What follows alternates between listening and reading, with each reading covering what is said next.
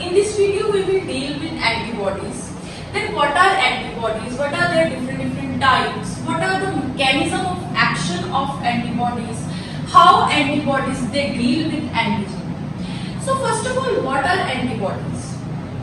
Antibodies, they are kind of proteinaceous structures, and if I say they are actually glycoproteins, glyco plus proteins. They are the proteinaceous structures which are made up of proteins, and that protein is immunoglobulins. That type of proteins is immunoglobulins, which is represented by a notation Ig. Okay, these immunoglobulins, they form up the antibody. They form up the whole structure of antibody, and these antibodies they later on act on different kind of pathogen. For example, there is invasion of a virus inside your body. That virus will either be made stationary or will be inactivated, or it will be killed by antibody, so that it does not harm your body, so that that virus cannot harm your body. So this is the basic role played by antibody, that antibody protects us from any kind of foreign invader by acting upon it in different ways. Actually, there are different mechanisms of action of antibodies. It can either kill that antigen, it can either make it stationary, it can neutralize it. We will talk about those mechanisms in detail later on. But for now, you must understand that antibodies are protectors for our body. They are providing us protection. They are like police, they are like cops for our body. And this reaction between antibody and antigen is nothing but any kind of foreign invader. It can be bacteria, virus or fungi. This reaction between antibody and antigen is very specific. What do I mean by specific? Specific means a particular kind of antigen will be acted upon by only a particular kind of antibody. It means that antibody cannot act upon wide variety of different bacteria. No, a particular class of antibody, a particular type of antibody will act only upon a specific class of pathogens. This reaction is so specific. There are two things which make this reaction so specific. This is epitome and paratope. Epitome is present on the surface of antigen, okay, and paratope is present on the surface of antibody. Okay, so what happens? Suppose this is my antigen, okay, and this antigen is having epitome like this. Epitome actually they are nothing but they are some structures you can say which are present on the surface of antigen, that is pathogen, on the wall of antigen. And similarly, suppose this is our antibody, that antibody which has to act upon this antigen, okay, and this is antibody. As this antibody will have to act upon this antigen, it means that it should have a certain kind of structure, that is paratope, which is somewhat complementary to the epitome of antigen, so that this paratope and epitome they can fit with each other like two pieces of puzzle. They fit with each other like a particular lock can be opened only by a particular key. In similar way, the shape of paratope will be complementary to the shape of epitome, so that they both can fit each other, and hence formation of AGAB complex occurs, that is antigen-antibody complex occurs, and then later on this antibody can easily act upon antigen in different ways to deal with it. So if this is the shape of epitome, then shape of paratope can be somewhat like this, so that this antigen with this kind of epitome can easily fit inside this paratope, and formation of this complex can later on occur. See, this epitome will fit here like this, not like this obviously, Okay, I have not drawn a proper shape, but if you will draw proper shape, it will obviously fit like this. This is the epitome, and this epitome is further attached to antigen, like this. So this is the complex antigen-antibody complex. So these two structural determinants, that is epitome present on the surface of pathogen or antigen and paratope present on the surface of antibody, these structural determinants make sure that a particular antigen is acted upon only by a particular kind of antigen. As I draw a very simplified version of that diagram, actually antibodies are Y-shaped. You must know this thing, that actually antibodies, they are somewhat like this, they are Y-shaped, and this part, this Y, the upper part of this Y is having a certain kind of, you can say, structural organization which you call as paratope. Okay, this is the region which you can call as paratope of antibody, which will bind to a certain kind of antigen. Suppose the shape of antigen is somewhat like this. Okay, this is the epitome of antigen. Obviously we know that epitope is present on the surface of antigen. This is the epitope which can then easily fit inside the paratope of antibody. Okay, this is actually I made this diagram to make sure that you know that these antibodies are actually Y-shaped, and the tip of this Y is having structural organization which will be complementary to the epitome of antigen, and this structure is called as paratope, and it will hence result in formation of antigen-antibody complex. Now we will talk about different mechanisms, okay, by which but before dealing with that mechanisms, you should know one thing, that how antibodies they are formed, formation of antibodies. Firstly, we will deal with formation. Later on, then we can come to different actions or different mechanism of antibodies by which antibody will deal with antigen. To understand the formation of antibodies, you must know one thing, that antibodies are of two types. Actually, antibodies are of 5 types: IgG, A, D, E, M. But we are not going into that classification. In broader classification, antibodies are of 2 types. First type is membrane-bound antibodies, okay, and second type of antibodies is free antibodies, or you can say soluble antibodies. There are 2 types of antibodies, membrane-bound, and second ones are free or soluble.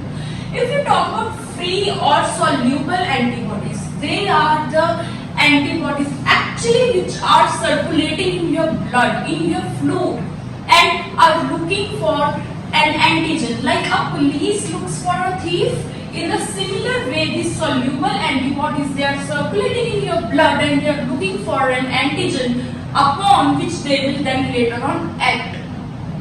Okay, but if we talk about these membrane-bound antibodies, they have no role in killing the antigen, in killing an antigen, okay, but they have a very key role in formation of these free or soluble antibodies.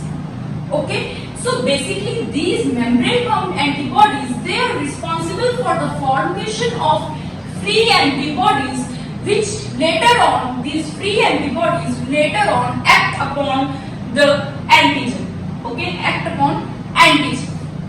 So to understand the formation, okay, we need to understand this thing, that the formation of antibodies occurs with the Helix B lymphocytes. They are the cells which are actually the type of white blood cells. Okay, we will not go into the details, but learn one thing, that these B lymphocytes, they are type of WBCs, and these B lymphocytes, they will give rise to antibodies, and that is why we always say that WBCs are the type of cells which acts as soldiers of our body, because these WBCs, they give rise to antibodies which act upon antigen. So how these B lymphocytes, they will give rise to antibodies, right?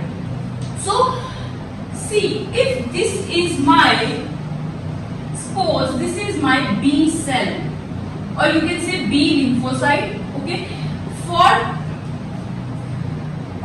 suppose this is our B lymphocyte, I can write it as B cell also.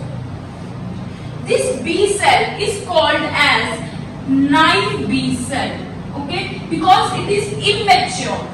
Up to this stage it is immature, okay, so that is why we call it as naive B cell.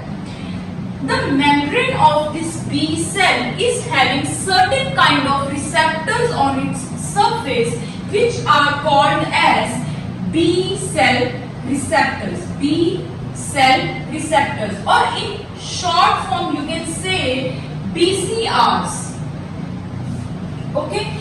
If this is the membrane of B cell, this black one, this boundary over here, then this boundary is having certain kind of receptors on its surface which are called as BCRs.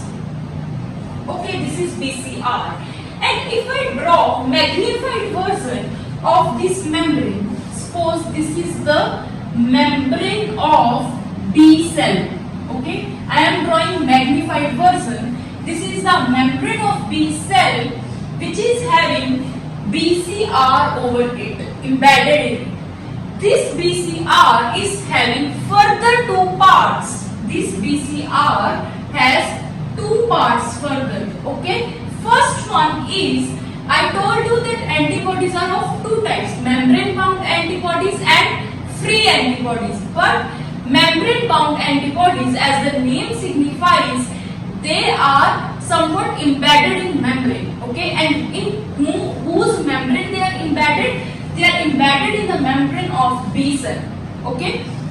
This BCR, this B cell receptor is having two parts. First one is membrane bound antibodies, or you can say membrane bound immunoglobulins also, because antibodies are nothing but they are immunoglobulins. And second one is signal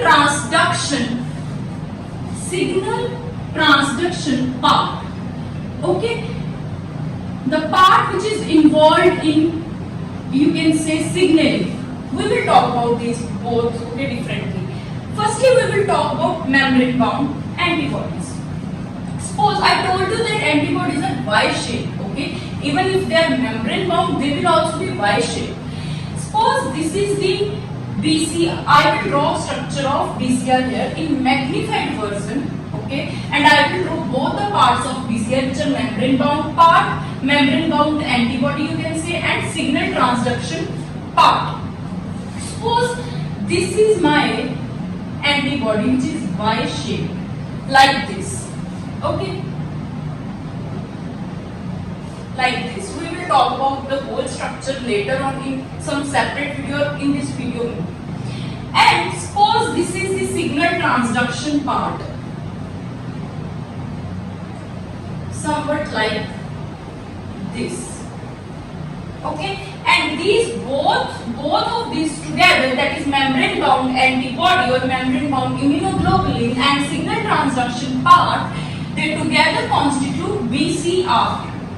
They together form BCR, that is B cell receptor present on the surface of B lymphocytes. Now we will talk about the function of both of these. These membrane bound antibodies, as they are antibodies, obviously they will have, I told you that these antibodies on the tip of their Y-shaped structure, they have a variable part which is complementary to the structures present on the surface of antigen, which we call as paratope, right? You call it as paratope. This paratope, suppose it is this. Okay. This, let me actually erase this because it is getting very congested. I will draw it in more better way. Okay. See, suppose this is the membrane of cell which we called as naive B cell. Okay. This membrane of naive B cell is having BCR B cell receptor, which is further having two parts. First part is membrane bound antibody, somewhat like this.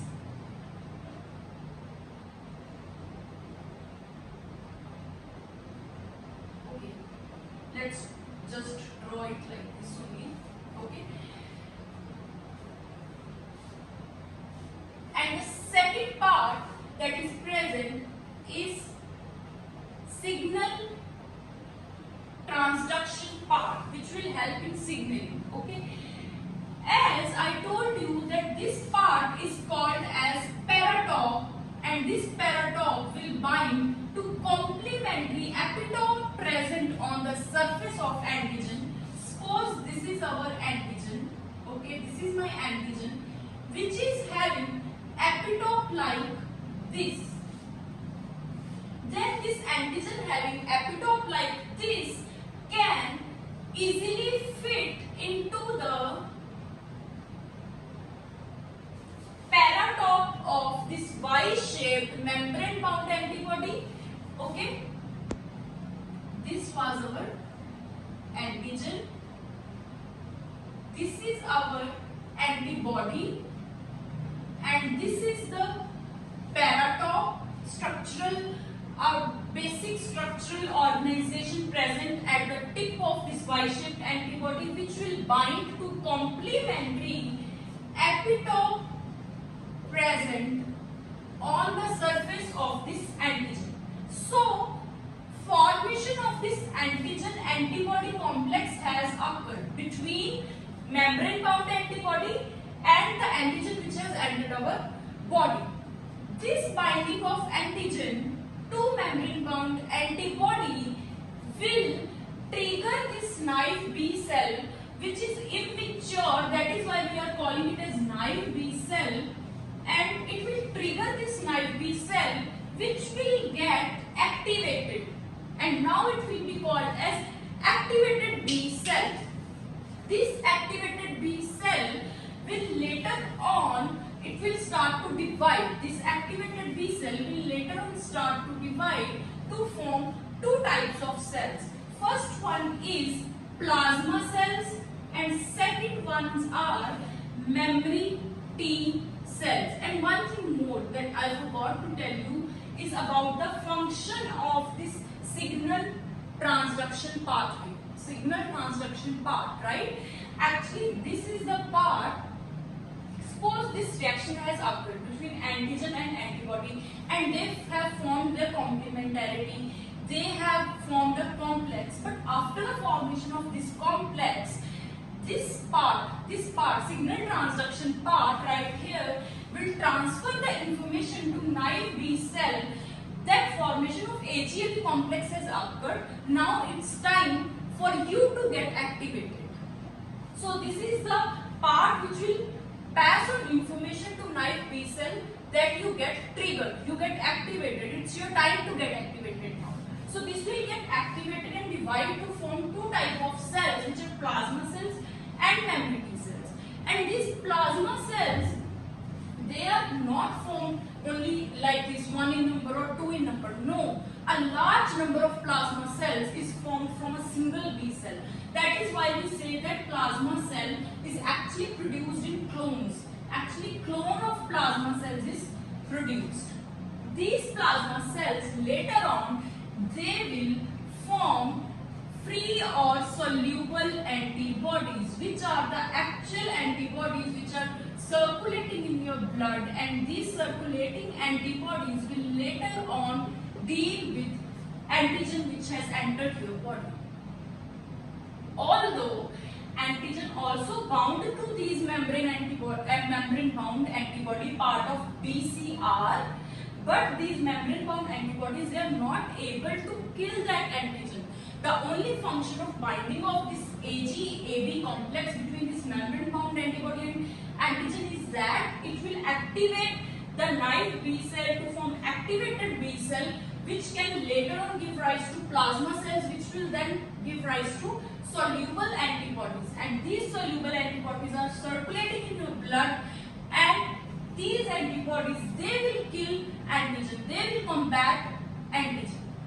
Okay? And if we talk about memory T cells, these memory T cells, they are also very important. These memory T cells, they store the information. Mark my words. These memory T cells, they store the information of first contact of particular kind of antigen with our body. So that if that antigen happens to enter our body for second time, by now memory T cells, they have all the stored information that when that pathogen entered my body for the very first time, how I dealt with it, how I killed it, what kind of antibodies I formed. As those memory cells, they have all the stored information of first contact of that pathogen with our body. If that pathogen will enter our body for second time, due to all the stored information in those memory T cells, it will be easier for our body and it will be very quick action.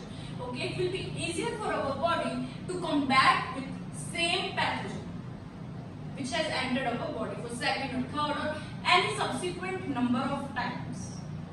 So this is the function of memory T cells. So this is how the formation of antibodies is actually occurring, and that is why I told you about epitome and paratope, because these two, they are very important.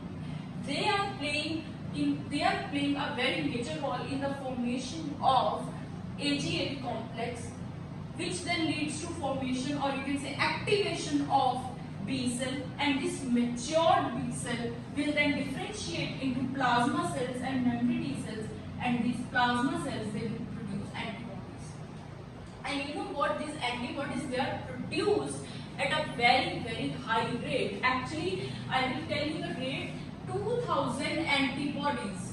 My marker, actually 2000 antibodies per second, they are produced. In 1 second, 2000 antibodies are produced by plasma cells. And you know what, if someone asks you that who helps, which cell helps in the formation of antibodies, every student generally says that B lymphocytes, because starting is occurring from this cell, right? And you are right also. But in more technical terms, you should always say plasma cells, because actually these plasma cells are the last cells which are participating in formation of these free antibodies, right? So your answer should be plasma cells. And now next on, as we know that how these antibodies are formed, we will deal with that how antibodies, we will deal with the part that how antibodies, they act on different kind of antigens. What are their mechanism of action? What are the ways of different types of action by which antibody makes the antigen inactive or kill it or whatever. Hey guys, I just realized now that this video has got so longer already. Okay, so I will try to split this video into two parts. In first part, we have already talked about formation of antibodies and how these antibodies, they deal with antigen by formation of antigen-antibody complex with the help of epitome and paratope. Okay, in second part, that in separate video, we will deal with mechanism or action of antibodies. Okay, so I will continue this video in my second part.